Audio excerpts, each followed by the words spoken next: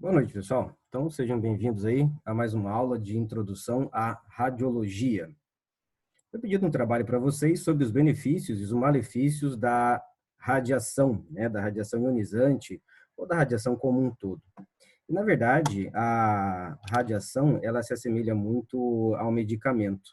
O que vai definir aí se uma substância química, né, ela é um medicamento ou ela é um remédio, é a dose, ok? Então, se você, né, se expõe a uma dose controlada, a gente consegue matar um câncer. Nós conseguimos aí tirar uma radiografia, mas se a dose for um pouco mais elevada, o tempo de exposição, né, é bem difícil também de mensurar isso aí, tem todo não é só a questão da quantidade, mas também do tempo de exposição, pode causar desde um vermelhidão até um câncer, tá? Um câncer, inclusive um câncer agressivo, ok? Então, a radiação é algo bom, é algo ruim? Depende da dose. Podemos usar para o bem, podemos usar aí, né, na medicina e na indústria, como vocês colocaram nos trabalhos, assim como também devemos tomar muito cuidado. A radiação por si só não faz mal algum, a radiação por si só não, mas nós mexendo e trabalhando com ela, nos expondo demais. E isso sim é um grande problema. Bem, quando vocês trabalharam com a radiação, aliás, fizeram um trabalho sobre radiação ionizante, veio à tona o Sievert, né, o S maiúsculo V. Mas o que seria cada uma, né, dessas coisas, dessas unidades de medida tão diferentes? Estamos acostumados a medir as coisas em metro, em centímetro, talvez aí o tempo em horas. Mas como isso acontece? Então tem esse desenho, ele é muito bacana, é o livro do Buchong, que ele coloca então esse material que é radioativo, né, está emitindo ali uma radiação, então surge ali um Becquerel. Também tem essa radiação que passa pelo ar, surge ali um gray no ar, né, intensidade de raios gamas, meio de Röntgen. O nosso tecnólogo ali em radiologia está usando um clipezinho, né, para medir a dose equivalente. E também tem como calcular a dose absorvida. Mas qual é a diferença, né, de cada uma dessas unidades? Qual a diferença de cada uma dessas grandezas? O que elas medem então? Bem, a atividade radioativa, ela mede as transformações que acontecem por segundo em um elemento radioativo. Um elemento radioativo é um elemento que ele é instável, então ele tem uma tendência de emitir energia para que o seu núcleo fique estável, tá? Dessa forma, então a gente consegue medir essa atividade radioativa. Nós chamamos hoje de transformação, mas você pode chamar também de decaimento radioativo, tá? Então, nós medimos isso em Becquerel, né, uma homenagem aí a quem primeiro analisou e verificou a radioatividade, tá? Então, no Sistema Internacional, medimos em Becquerel, uma transformação por segundo. Uma unidade, né, antiga, né, que é o Curie, equivale ao seguinte, um Curie equivale a 3,7 vezes 10 elevado a décima Becquerel. É uma unidade muito grande, né? Um Curie é muito grande. Então, para passar para o sistema internacional, nós usamos o Becquerel, ok? Bem, eu coloquei também alguns exemplos, né, de materiais que são radioativos, né? Polônio, o radônio, que é um gás, o rádio, que deu aí para Marie Curie o prêmio Nobel, o polônio também, né? Tório e o urânio, tá? São elementos radioativos que têm esse decaimento radioativo ao longo do tempo. E a atividade radioativa, então, faz a contagem desse decaimento. Outra coisa que surge ali é a exposição, né? O que é essa exposição? A radiação, quando ela passa pelo ar, ela ioniza o ar. Mas o quanto de ar que ela ioniza? Bem, recordando que o ato de ionizar é tirar elétrons. Elétrons possuem carga elétrica, né? O nome elétron, carga elétrica. Então, a exposição, ela mede o quanto de carga elétrica é retirada, é modificada por quilograma de ar. tá? Então, no sistema internacional, é dado em coulomb por quilograma. Na unidade antiga, é o Roentgen, tá? E quanto equivale, então, um Roentgen? Ele equivale a 2,58 vezes 10 elevado a menos 4 coulomb por quilograma.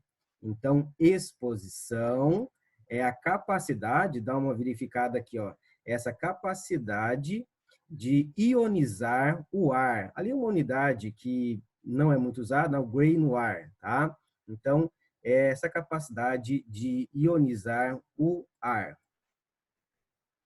Outra coisa que é bastante importante, uma unidade importante para a gente, é a dose absorvida, tá? O que é essa dose absorvida? Bem, a radiação é uma transferência de energia. A radiação é uma transferência de energia. Nós estudamos que a energia, ela é medida em joule. A energia é medida em joule.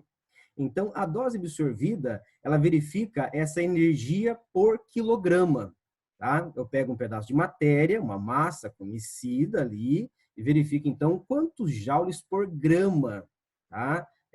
Chega, né? É absorvido de energia. Quantos joules por quilograma? Isso é chamado de Gray.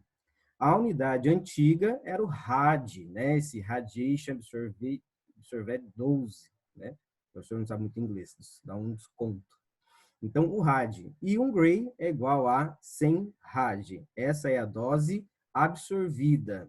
Essa dose absorvida, né, é que eles botam ali, que o tecnólogo em radiologia tem, então, para verificar o seu grau de exposição, né? A dose equivalente, a tradução melhor seria o equivalente de dose, ela vai levar em conta também o tipo de radiação, dose absorvida, joule por quilograma. Mas é importante também verificar esse equivalente de dose, porque essa energia está relacionado com a partícula ou com a radiação que chega. Então, esse equivalente de dose, ele seria uma multiplicação da dose absorvida pelo fator de qualidade, porque é verdade que cada partícula ou cada radiação, ela apresenta um dano, um efeito diferente, né? Tem outras formas, inclusive, de verificar esse equivalente de dose, né, que é avaliar conforme o dano feito a um determinado tecido e dependendo também de qual órgão que ele atinge, tá? Então, dose absorvida vezes o fator de qualidade, tá? E esse fator de qualidade, né, eu coloquei ali como alguns exemplos, Q igual a 1 para radiação X, gama e elétrons, igual a 10 para prótons e 20 para nêutrons e partículas alfa, tá? A unidade no SI é o sievert, né? Então, ele mede a energia por quilograma, tá? Sievert, joule por quilograma. E a unidade antiga é esse REN, né? Esse Roentgen Equivalent Man, tá? Um sievert é igual a 100 REN, tá? Dose equivalente, isso que vocês provavelmente viram, provavelmente não, né? Foi o que vocês colocaram no trabalho e é isso que vocês mais observam nas leituras que fazem sobre radiação, sobre letalidade, né, e sobre dose. Bem, por que isso é importante, né? Que se você olhar lá no capítulo 1, ele vai dizer que está no capítulo 2, mas ele é importante agora para que eu entenda, então, essas fontes de radiação, tá? Então, as fontes de radiação nesse nosso gráfico aqui, né? Um gráfico de pizza, né? É dado em milisievert. Lembrando aí, né, que o mili 10 elevado a menos 3. Então, quais são as fontes de radiação? Nós temos fontes naturais e fontes artificiais. As fontes naturais têm o radônio, que ele vem do decaimento do urânio, e existem fontes naturais de urânio na Terra, né? Então, a fonte de radiação natural mais proeminente aí é a do radônio. Tem também a radiação cósmica. Essa radiação cósmica, ela é maior conforme a altitude. Então, pessoas que vivem, né, em alguma montanha, ou pessoas que viajam de avião, são expostos a essa radiação cósmica. Inclusive, quem trabalhou com essa radiação cósmica, tá, foi um brasileiro, tá, chamado de César Lattes. Ele estudou muito essa radiação cósmica e por ela ele quase ganhou um prêmio Nobel. Né? Quem acabou ganhando o prêmio Nobel foi o chefe dele, mas ele trabalhou muito com isso. Tá? Então, temos a radiação cósmica, temos aí o radônio, tá? Isso é de forma natural. Nós consumimos produtos que naturalmente possuem, né, alguns materiais, alguns elementos radioativos, uma quantidade muito, muito, muito pequena, mas ela existe, tá? E mesmo a terrestre, dependendo do lugar onde nós passamos, né? Existem fontes termais, por exemplo. São fontes termais. São lugares onde você tem lá, né, uma passagem ali, né, próxima de magma, atividade vulcânica. Então, a região, mas isso é em todo lugar? Não, não é em todo lugar. E há regiões onde você tem atividade radioativa, né, bem pequena, obviamente, mas as minas de urânio são minas naturais, tá? E também tem a radiação chamada de artificial, né, que vem através de procedimentos médicos ou industriais, né? Procedimentos médicos, raio-x, a radioterapia, uma tomografia, e processos industriais seria uma gammagrafia, né? Você pegar lá uma peça e verificar se ela apresenta algum defeito, que é feito de forma não invasiva, não pode destruir o material, tá? Então essas são fontes de radiação. Fontes de radiação podem ser naturais ou artificiais.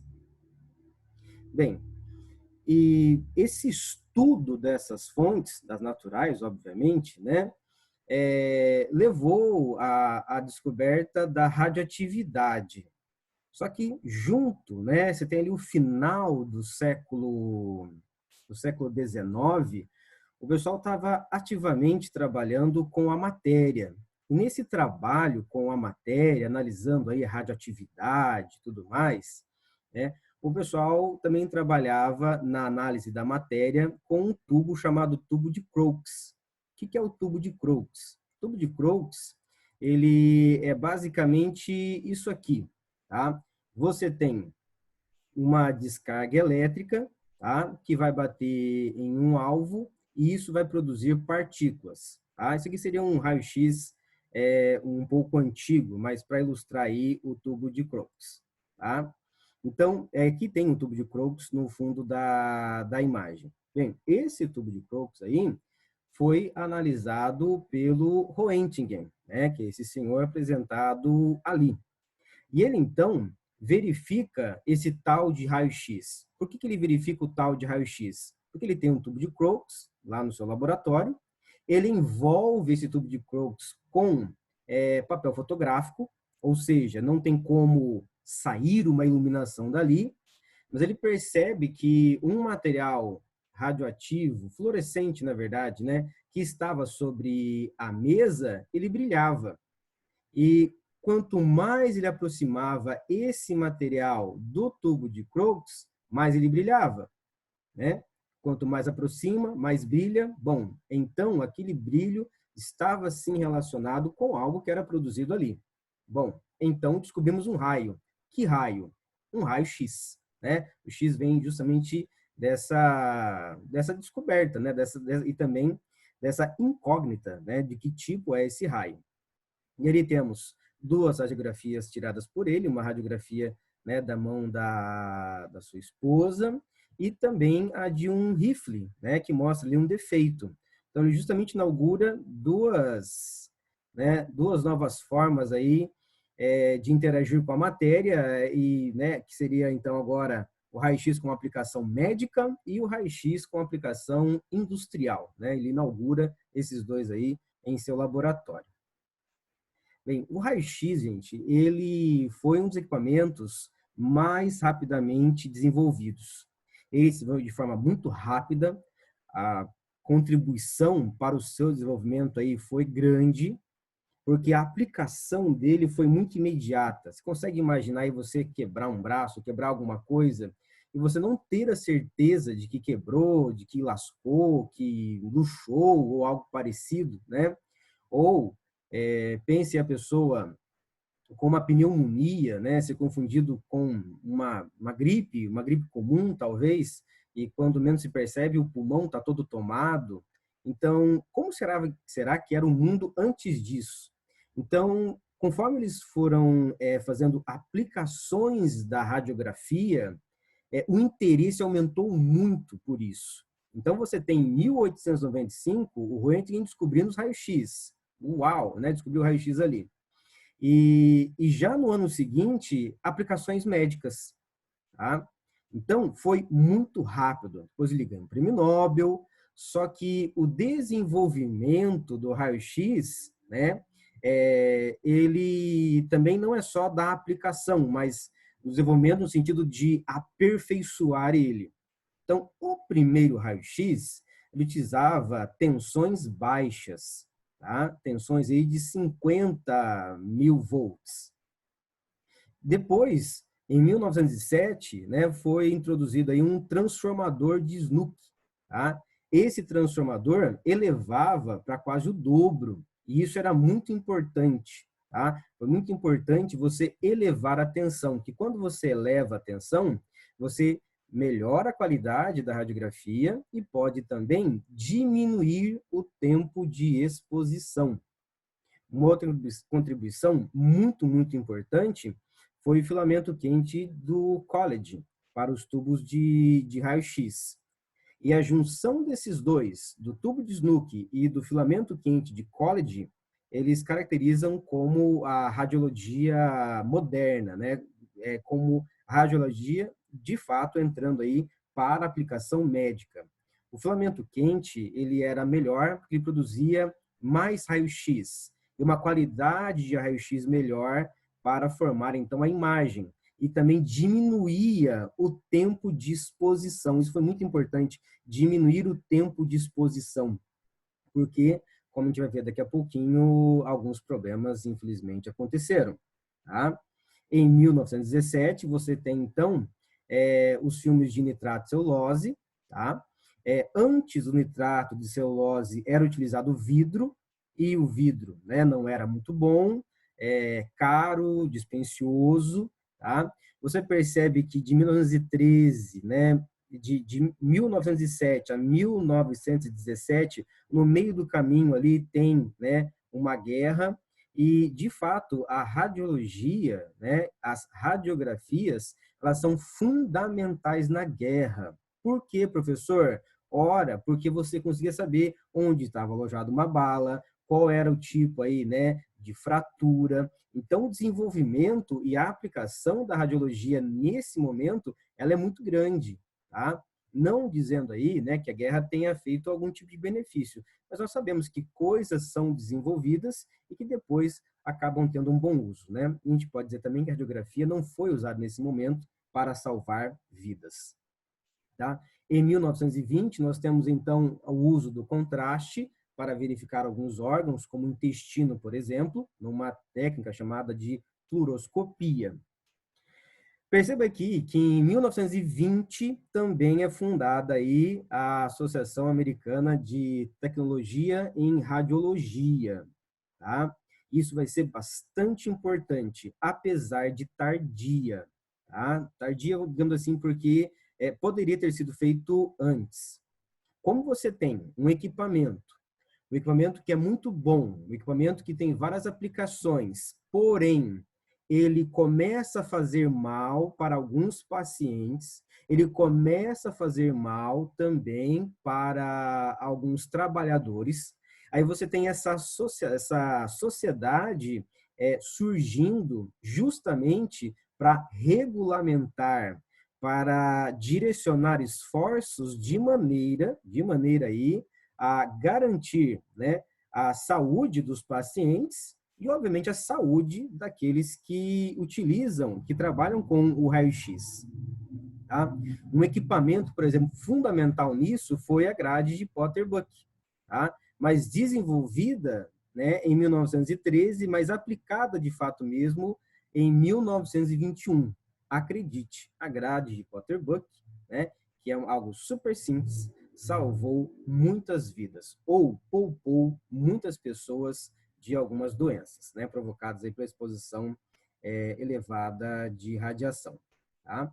Aqui, então, né, está colocado para vocês um tubo de raio-x, um tubo de College, de maneira simples, um filamento, né, onde está o F ali, é um filamento feito de tungstênio, que alcança temperaturas elevadíssimas. Isso faz com que surjam elétrons, elétrons que são acelerados pela diferença de potencial, né, que você vê ali, o positivo e o negativo. Esses elétrons vão bater num alvo, e quando batem nesse alvo, tem a produção do raio-x. E aqui embaixo tem, então, a chapa fotográfica. Tá? Esse aqui seria um aparelho de raio-x moderno. Tá? Moderno por quê, professor? Porque ali nós temos o revestimento de chumbo para garantir, então, a proteção das pessoas que estão trabalhando. Temos também óleo para refrigerar, porque é muito quente. Tá? Você tem uma produção de tungstênio aí, suporta temperaturas de 2.500 graus Celsius. Tá? Então, você tem óleo, tá? Naquela região. E temos ali uma janela que colima, então, o feixe de raio-x, de forma a ele não se espalhar muito, mas ser bem direcionado. Tá? E ali, então, a mão de uma pessoa e do lado aqui a radiografia. Bem, em 1895, você tem, então, o surgimento do raio-x, a descoberta do raio-x. E em 1904, temos a primeira vítima fatal. Foi muito rápido. Por quê, professor? Porque a exposição foi muito alta. A primeira vítima foi um assistente de Thomas Edison. Tá? Thomas Edison popularizou muito aí o raio-x, porém, o seu assistente, ele acabou sendo uma vítima. Tá? O assistente de Thomas Edison, ele teve inicialmente as mãos amputadas. Ele pediu para ser fotografado para que esse mesmo incidente não acontecesse. Eu coloquei essa imagem aqui, representando talvez o Röntgen e a sua esposa, para mostrar que não havia nenhuma proteção de início. Por isso foi tão importante uma associação, uma sociedade aí, né, radiológica, para estudar e para garantir, então, a segurança de pacientes e de profissionais. Tá? Bem, então, em 1910, que algumas lesões vão ser controladas aí, tá, pela diminuição da exposição. E em 1913 e 15, o desenvolvimento dessa grade, né, que diminui também esse raio-x que sai, né, esse raio-x excedente.